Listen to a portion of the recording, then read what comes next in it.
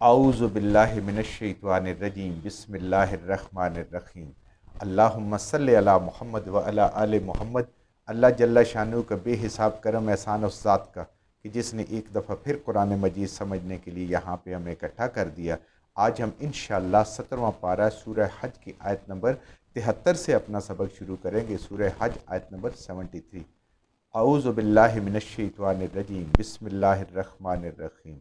یا ایہا الناس ضرب مثلا فاستمعوہ لہ ان الذین تدعون من دون اللہ لن یخلقوا ذبابا لو اجتمعوا لہ وان یسلبہم الذباب شیئا لا یستنقذوہ منہ ضعف الطالب والمطلوب۔ اللہ کی ذات فرما رہی ہے، یا ایہا الناس، اے سب کے سب لوگو، اے بنی آدم، سارے کے سارے لوگو، ضربا بیان فرماتے ہیں، بیان کر رہے ہیں، مثلاً ایک بڑی عجیب مثال نہیں کہ اللہ کا مثلاً ایک بڑا عجیب قصہ، ایک بڑی عجیب مثال۔ اے انسانوں، اللہ تعالیٰ ایک بہت عجیب مثال بیان کرنے لگے ہیں تمہیں متوجہ کر کے۔ فاستمعوا، اللہ فرماتے ہیں کہ یہ میرا حکم ہے کہ اس بات کو غور سے توجہ سے سنو۔ مالک حقیقی کا حکم ہے، وہ کہہ رہا ہے کہ اے انسان، پوری کی پوری توجہ سے اس بات کو سنو۔ پوری انسانیت کو دعوت دے کے یہ بتایا جا رہا ہے کہ پوری توجہ سے اس میری بات کو غور سے سنو۔ یہ اللہ کا حکم ہے، اور اللہ کا حکم بروز قیامت اس کی پوچھ ہوگی کہ کان لگا کے سنا تھا یا نہیں سنا تھا۔ ہم نے تو زندگیاں گزار دی، ہم نے کبھی قرآن نہیں سنا، تو اس حکم کو کیا سننا اور باقی حکموں کو کیا سننا۔ تو یہ جو اللہ حکم جس پہ کرتے ہیں، فا اس، یہ دونوں تاکیدی سیغے ہیں کہ لازماً ضرور پوری توجہ سے اللہ تعالیٰ حکم فرما رہے ہیں کہ اے انسان کان لگا کے سن لہو، اس مثال کو، جو مثال اللہ بیان فرما رہے ہیں یہ سننا سب پہ فرض ہے۔ تو جب ہم قرآن پڑھیں گے نہیں، سمجھیں گے نہیں، تو یہ کیسے پتہ چلے گا؟ کیا اللہ کی مثال ہے؟ ان الذین تدعون من دون اللہ، بے شک جو لوگ بھی کبھی پکارتے ہیں، تدعون دعا کرتے ہیں، پکارتے ہیں، مدد مانگتے ہیں، من دون اللہ اللہ کو چھوڑ کر، اللہ کے سوا غیر اللہ سے مدد مانگتے ہیں، لن یخلقوا ذبابا، کبھی انہوں نے اس بات پہ غور کیا کہ نہیں پیدا کر سکتے وہ ایک مکھی کو بھی، یعنی سب سے جو گھٹیا اور حقیر اور چھوٹی کمتر چیز ہے انہوں نے وہ بھی پیدا نہیں کی ہے، اور نہ وہ کر سکتے ہیں۔ جو آج موجود ہیں وہ کر نہیں سکتے، جو گزر چکے ہیں وہ انہوں نے بھی کبھی پیدا نہیں کی، وہ انہوں نے نہیں پیدا کی۔ اگر کی ہے تو ثبوت لے کے آئیں۔ مشرکین عرب بھی ثبوت نہیں لے کے آئے، آج بھی کوئی نہیں لا سکتا، اور کوئی پیدا کر جو نہیں سکتا۔ لَوِجْتَمَعُوا لَهُ، بے شک اس کام کے لیے سارے اکٹھے ہو جائیں، اولین سے لے کر آخرین تک، جن کو انہوں نے سمجھا ہوا ہے، جن کے نام یہ لیتے اور مختلف نام رکھے ہیں، اللہ کہتے ہیں سارے کے سارے اکٹھے ہو جاؤ اس کام کے لیے، لہو، اس کام کے لیے، مکھی بنانے کے لیے نہیں بنا سکتے، تو پھر اس سے زیادہ کسی اور کی مدد کیا کر سکتے ہیں؟ وَإِن يَسْلُبْهُمُ الذُّبَابُ، اور اگر ان سے چھین لے، ان سے لے لے مکھی، شیئن کوئی چیز، لا یستنقذوہ منہ، تو اس سے واپس بھی نہیں لے سکتے۔ یہ کر کے دیکھ لیں کہ ان معبودوں سے اگر وہ مکھی کچھ لے اڑے، جو بڑی اشرف المخلوقات بنا پھرتا ہے، اس سے بھی اپنے حصے کا وہ خوراک لے جاتی ہے، تو وہ اس سے واپس نہیں لے سکتے جب چھین کے لے جائے۔ اللہ کیا فرماتے ہیں؟ ضعف الطالب والمطلوب، بڑا ہی کمزور ہے، بڑا ہی گھٹیا ہے، بڑا گرا ہوا ہے، کم حیثیت ہے، بڑا نیچ ہے۔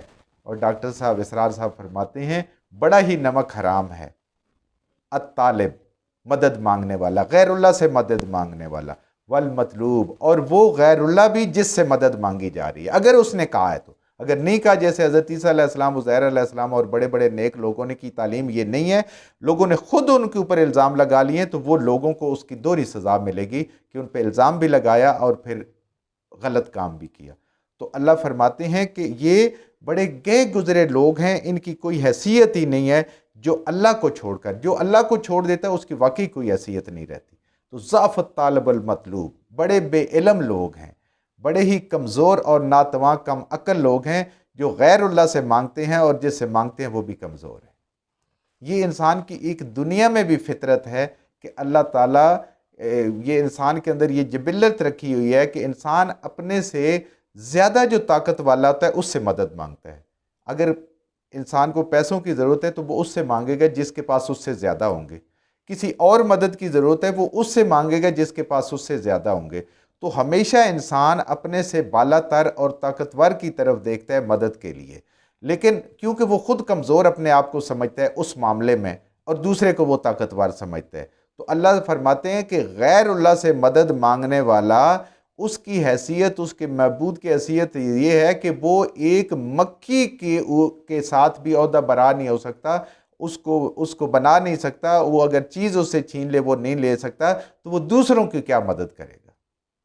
تو دونوں کی کمزوری کا یہ عالم ہے کہ ایک مکھی کبھی پیدا نہیں کی، ایک مکھی سے کوئی چیز ملے تو وہ چھڑا نہیں سکتے اور اس سے مدد مانگ رہے، تو اپنے سے کم تر سے مدد مانگنے والوں کو دنیا بھی بے وقوف کہتی ہے اور حقیقت میں بھی وہ انتہائی بے وقوف اور گھٹیا ہوتا ہے جو کسی سے مانگتے ہیں۔ اب اللہ تعالیٰ کی حکمت دیکھیں، اللہ نے مکھی کی مثال دی جو بالکل حقیر چیز ہے، چھوٹی سی چیز ہے، ناپسندیدہ اور بیکار چیز ہے، لیکن قدرت کا شاہکار ہے۔ اللہ نے اس طرف بھی انسان کی توجہ دی ہے کہ اے انسان تو اشرف المخلوقات ہے، تو اس مکھی سے بہت زیادہ بلند اور اوپر ہے۔ ایک حقیر مکھی جس کو تو بیکار سمجھتا ہے، کمزور سمجھتا ہے، جس کو ناک میں بیٹھنے نہیں دیتا مکھی کو، اس کی کتنی بڑی اللہ پاک کا وہ شاہکار ہے، تو کتنا بڑا شاہکار ہوگا، اور جو بنانے والا ہے اس کی عظمت اور اس کی شان اور اس کی طاقت کا کیا اندازہ ہے۔ ایک مکھی کی عمر 2.5 ماہ ہوتی ہے، ایک مکھی کی عمر 2.5 ماہ ہوتی ہے، اور اس 2.5 ماہ کے اندر وہ 600 سے لے کر 1000 انڈا دیتی ہے۔ مکھی کا انڈا شاید انسان کو نظر بھی نہیں آتا کہ کہاں پہ دیتی ہے، کتنا بڑا ہوتا ہے۔ اتنے چھوٹے انڈے سے اللہ تعالیٰ اس کے بچے کو پیدا کرتے ہیں، مکھی کو پیدا کرتے ہیں، اور ایک انڈے سے 12 گھنٹے کے اندر، یعنی انڈے کے بعد 12 گھنٹے کے اندر اس سے بچہ نکل آتا ہے۔ یہ میرا رب کر سکتا ہے، کسی انسان کے بس کی بات نہیں۔ اور مکھی جو اپنے پر ہے 1 سیکنڈ میں 500 مرتبہ پھڑ پھڑاتی ہے۔ کوئی دنیا میں آج اس ترقی یافتہ سائنسی دور میں بھی ایسی مشین انسان ایجاد نہیں کر سکا جس کی یہ سپیڈ ہو۔ 500 دفعہ انسان ہاتھ ہلائے نا 5 منٹ کے یا 2 منٹ کے لیے، 1 منٹ کے لیے، تو سارا دن اس کا بازو جو ہے وہ شل ہو جاتا ہے، لیکن مکھی کو کچھ بھی نہیں ہوتا 1 سیکنڈ میں۔ آپ اندازہ کریں منٹ میں کہاں بات پہنچی، گھنٹے میں کہاں بات پہنچی، اور 2.5 سال جو اس کی زندگی ہے اس میں کہاں تک بات پہنچی۔ یہ اتنا بڑا اللہ کا شاہکار ہے، اور اللہ تعالیٰ نے ان مکھی کو ایسی آنکھیں دی ہیں کہ جو چاروں طرف دیکھ سکتی ہے۔ اب مکھی کا سائز دیکھیں اور پھر مکھی کے آنکھ کے سائز کو دیکھیں، اللہ کا شاہکار کیسا ہے۔ اور اس کے اندر اللہ تعالیٰ نے 5000 لینز رکھے ہوئے ہیں۔ اب اس لینز کا سائز کا اندازہ کر لیں، مکھی کی آنکھ کے اندر 5000 میرے رب نے، یہ کس نے تحقیق کی؟ یہ انسان کو اللہ نے علم عطا فرمایا۔